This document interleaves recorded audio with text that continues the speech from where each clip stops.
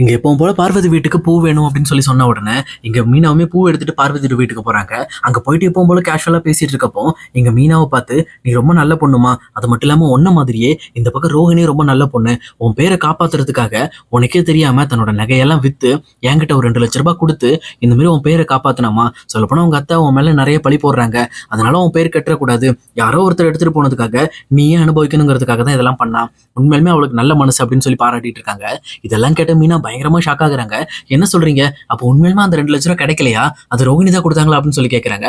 ஆமாமா, அவ உனக்காக தான் கொடுத்தா அப்படின்னு சொல்றாங்க. இது கேட்ட மீனாவுமே ரொம்பவே ஷாக் ஆயிட்டு, என்னது அப்ப கிடைக்காமலே இந்த மாதிரி எதுக்காக அவங்க கொடுக்கணும், அது மட்டும் இல்லாம எனக்காக செஞ்சாங்கன்னா ஏன் என்கிட்டயும் அதை பத்தி பேசவே இல்லை, அது மட்டும் இல்லாம ரோகிணி அப்படிப்பட்ட ஆளே கிடையாது அப்படின்னு சொல்லி யோசிக்கிறாங்க. அதே நேரத்துல அவங்களுமே எல்லாருக்கும் பூவெல்லாம் கொடுத்துட்டு இங்க அவங்க அம்மாவோட பூக்கடையில போயிட்டு ரொம்பவே சைலண்டா உட்காந்துட்டு இருக்காங்க. அப்ப அவங்க மனசுல இந்த பக்கம் பார்வதி சொன்ன விஷயத்தெல்லாம் யோசிச்சு பார்த்துட்டு இருக்காங்க. ரோகிணி ஒருவேளை நம்ம பேரை காப்பாத்த தான் இதை பண்ணிருப்பாங்களோ, இல்ல அப்படின்னா வேற ஏதாவது தசை திருப்பறதுக்காக இதை பண்ணிருக்காங்களா அப்படின்னு சொல்லி யோசிச்சுட்டு இருக்காங்க. அப்ப கரெக்டா முத்துவுமே மீனா கால் பண்ணி, எங்க இருக்க மீனா அப்படின்னு சொல்லி கேட்கிறப்போ, நான் அம்மாவோட கடைக்கு தான் வந்திருக்கேன் அப்படின்னு சொல்லி சொல்றாங்க.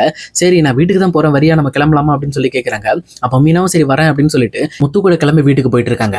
அப்ப போயிட்டு இருக்க வழியில மீனாவோட முகமே சரியில்லை அப்படிங்கறத முத்துவுமே கவனிச்சுட்டு, என்னாச்சுமா, நான் என்ன பிரச்சனை அப்படின்னு சொல்லி சொல்றாங்க. இல்ல, எனக்கு ஒரு விஷயம் மனசுல உறுத்திக்கிட்டே இருக்கு, அதான் யோசிச்சுட்டு இருக்கேன் அப்படின்னு சொல்லி சொல்றாங்க. எதா இருந்தாலும் ஓப்பனா என்கிட்ட பேசு, என்னன்னு பார்க்கலாம் அப்படின்னு சொல்லி சொல்றாங்க.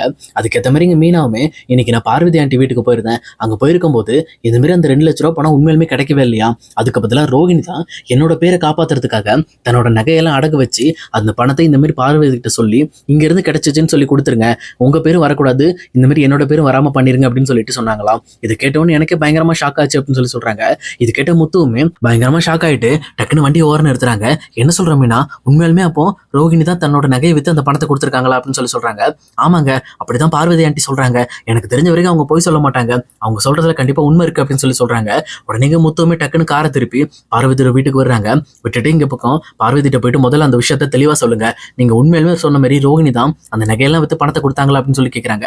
ஆமா, அவதான்ப்பா கொடுத்தா, எல்லாம் உன்னோட ஒய்ஃபோட பேரை காப்பாத்துறதுக்கு தான், ஆனா இந்த விஷயத்தை எப்படியாவது விஜயாட்ட மட்டும் சொல்லிடாதப்பா, சொன்னா மறுபடியும் உங்க பேர் கெட்டு போயிடும் அப்படின்னு சொல்லி சொல்றாங்க. இது கேட்டவனதான் இந்த பக்கம் முத்துக்குமே ஒரு முக்கியமான விஷயம் புரிய ஆரம்பிக்குது.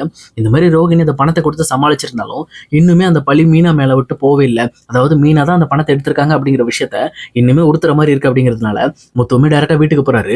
வீட்டுக்கு போனோன்னு இந்த பக்கம் ரோகிணி, விஜயா இவங்க எல்லாருமே கூப்பிட்டு, முதல்ல ரோகிணி நீங்க எதுக்காக இந்த விஷயத்த பண்ணீங்க, அதுக்கு முதல்ல விளக்கத்தை கொடுங்க அப்படின்னு சொல்லி கேட்கறாங்க.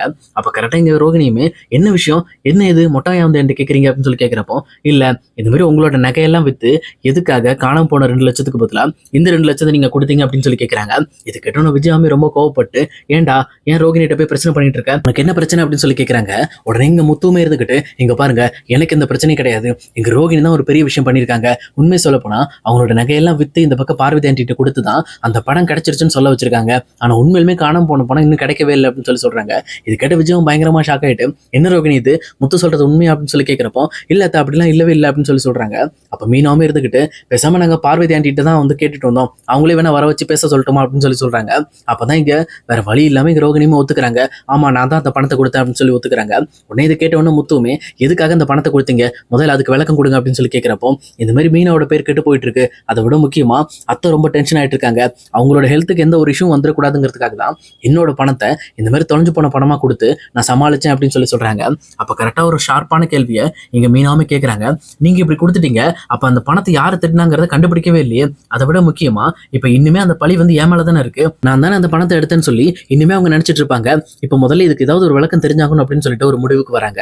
கரெக்டா இங்க முத்துவுமே வேற எதை பத்தியுமே யோசிக்காம, நான் முதல்ல போலீஸ்ட்ட போறேன், ஏன்னா எதுக்காக நம்மளோட பணம் 2 லட்ச ரூபாயை ஒரு திருடங்கிட்ட விடணும் அப்படின்னு சொல்லி சொல்றாங்க. இது கிட்டவனுங்க ரோகிணியுமே பதறி போயிட்டு, இந்த ஒரு விஷயத்துக்காக தான் நான் பணத்தை கொடுத்தேன், சொல்ல போனா இந்த மாதிரி விஷயம் நம்ம வீட்டுக்கு நடந்துச்சுன்னா அது ஒரு பெரிய பிரச்சனை, அது மட்டும் இல்லாம இந்த மாதிரி விஷயங்கள் எங்க மாமாக்கு தெரிய வந்தாலும் அது எங்க அப்பா கிட்ட போய் சேர்ந்துச்சுன்னா எங்களோட ஸ்டேட்டஸ்க்கு பிரச்சனை ஆயிடும் அப்படின்னு சொல்லி சொல்றாங்க. இது கேட்டவனுங்க முத்துவுமே இருந்துகிட்டு, இங்க பாருங்க, உங்க ஸ்டேட்டஸ் உங்களோட வச்சுக்கோங்க, முதல்ல இந்த பணம் திருநது யாருன்னு நான் கண்டுபிடிச்சாகணும், அப்பதான் மீனா மேல எந்த ஒரு பழியும் இல்லாம அவன் நல்லவ அப்படிங்கிறத இங்க எல்லாரும் முன்னாடி நல்லா சொல்ல முடியும் அப்படின்னு சொல்லிட்டு இந்த பக்கம் முத்துவுமே அங்கிருந்து கிளம்பிடுறாரு. அப்ப கரெக்டா மீனாவுமே, ஏங்க இப்படி பேசுனீங்க அப்படின்னு சொல்லி கேட்கிறப்போ, நீ நினைக்கிறதுலாம் தப்பு மீனா, எனக்கு தெரிஞ்ச அந்த 2 லட்ச ரூபாய் பணத்தை திருடினதே அந்த பார்லர் மேடம் தான், அவங்க தான் அவங்க தேவை கேட்க பணத்தை திருடி இருக்காங்க, அதுக்கப்புறம் பிரச்சனை வராம இருக்கிறதுக்காக உன் பேரை சொல்லி கொண்டு போய் வச்சுட்டாங்க அப்படின்னு சொல்லி சொல்றாங்க.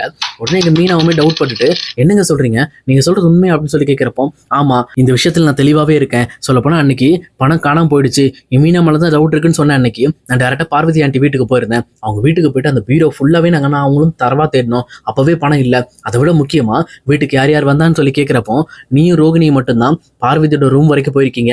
நீ வந்து துணியை மடிச்சுக்க போயிருக்க, ரோகிணி ஃபோன் பேசுறதுக்காக போயிருக்காங்க. அப்ப நீ எடுக்கல அப்படின்னா கண்டிப்பா ரோகிணி தான் எடுத்திருப்பா. அவன் மேல எந்த ஒரு பிரச்சனையும் வந்துடக்கூடாது, போலீஸ்ட மாட்டிக்க கூடாதுங்கிற ஒரே காரணத்துக்காக தான் அவளுமே இந்த விஷயத்த மறைச்சிக்கிட்டு இருக்கா. இதனை எப்படி வெளியில கொண்டு வரோம் பாரு. அந்த போலீஸ் கிட்ட சொல்லி கம்பல்சரி இதை திருநது அவதான் அப்படிங்கறத வெளியில கொண்டு வந்து இவ பணக்காரியா இல்ல வந்து பணக்காரி மாதிரி நடிக்கிறாளா அப்படிங்கிற விஷயத்த நம்ம வீட்டுக்கே நான் ப்ரூவ் பண்ண போறேன்னு சொல்லிட்டு முத்துமே ஸ்டேஷனை பார்த்து போயிட்டு இருக்காரு.